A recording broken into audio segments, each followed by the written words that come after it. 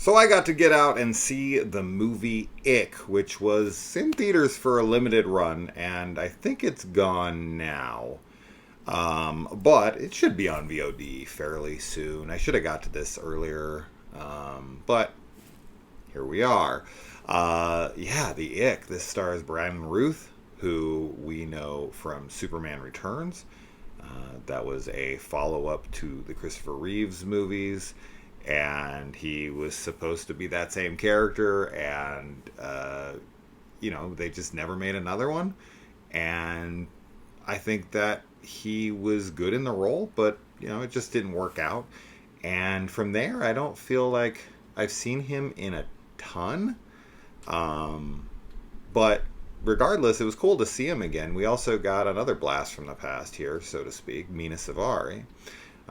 And we are following our main character, played by Brandon Routh. And he is like the high school, at least for the beginning of the movie. They do some de-aging and makeup, or both, or I don't know what they're doing here. But he's like the high school football star. And his girlfriend, Mina Savari, is like the cheer captain and the friggin' prom queen and all that whole gimmick. And there's this thing in town called the Ick. And it's basically like a growth, almost like a weed of sorts. And people just kind of ignore it. It's just kind of a part of their town. And they don't really know what it is, but they kind of just live with it. It's just around them here and there, and they don't really think much of it because it's just part of the community at this point. And he ends up sustaining an injury. This completely changes the trajectory of his life. He's the big football star, and he gets the injury, and then he falls from grace, and then we follow him 20 years later, where he is a high school science teacher in the same town.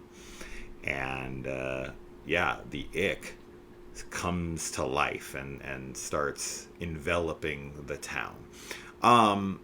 This is a horror comedy, and it's a very slick, like flashy style of film. Now, the director of this movie did another movie years ago called Detention, with Dane Cook's in it for a very short amount of time. But that's a really cool film. And I don't know if he did much else film-wise. I know he did a ton of music videos, like tons of Taylor Swift music videos, actually, as well as others. So the guy's, been making a good living. For sure, and has a pretty extensive career in music videos. But I think this is his step back into feature film. And, this is a PG-13 film, and I can only assume that he, personally would have wanted this to be more R-rated, and the studios probably fought him tooth and nail on that. It also has an extensive amount of CGI. But that honestly didn't bother me all that much. For the practical purists, maybe that would. But for me, it fit the film. The film is fun. I actually had a good time with this. I was pretty surprised. I honestly didn't know what to expect from this film. But walking away from it, I really enjoyed it, because Brandon Routh is a very likable, charismatic guy. There's a reason that he was cast as Clark Kent. And I think he really brings it and puts it on display in this film. He finds something out about his past, and that brings him closer to one of his students, played by the actress who plays Violet Baudelaire in the Series of Unfortunate Events Netflix series. And she's likable. It's definitely a social satire at times. It's making fun of and poking fun at both sides of the aisle, whether it's the conspiratorial conservatives or the virtue signaling extreme left. Everybody's kind of on the chopping block here when it comes to its humorous digs.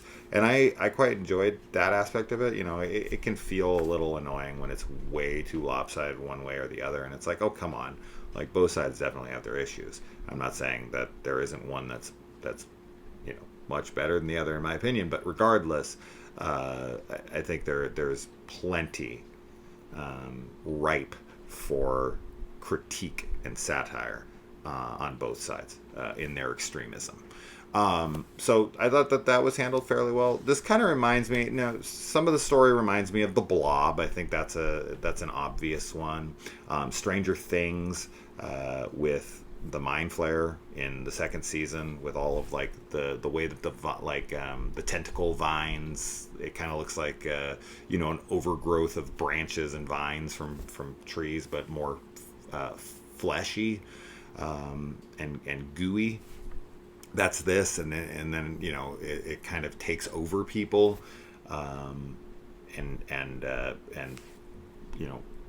makes them part of the hive.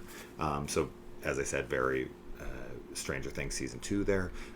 It also kind of had a vibe of like the Goosebumps movies with Jack Black, which isn't a bad thing. I think those movies are super fun. So I think that this is a pretty fun family style horror comedy. But when I say family, I would say on the older side of family. Like the PG-13 is around the right age, 12 and up maybe, because there is some pretty dark stuff and some sexual stuff and whatnot. But I just had a good time. I thought the humor worked pretty damn well. I thought that I was rooting for our main characters here. There are some kind of secondary characters here, which is this girl who's really into this artist guy, and I really liked them. So yeah, the characters were cool. I liked the town vibe, and it felt like it had some behind the scenes fuckery with the studio, but ultimately I still think that the end result ended up being a pretty good one. So yeah, once again, it's also very big in scale. Like I was pretty surprised. I thought it would be a smaller scaled film, but once you get into that climax, it feels big. It feels epic. It feels like a Stranger Things finale or something. So yeah, I thought that was cool. Yeah, there's some characters that have obvious plot armor. There's some tropes. There's some predictability and whatnot. But really, I think just how likable Brandon Routh's character is, and his relationship that he forms with his student, and the whole drama going on there, and the silliness, the reality adjacent nature of the town, and the military, and how they talk to people, and kind of the ribbing of people at each other, and the digs, and oh my god, the boyfriend of our main girl here, who is the biggest dipshit of all time. That's the virtue signaling,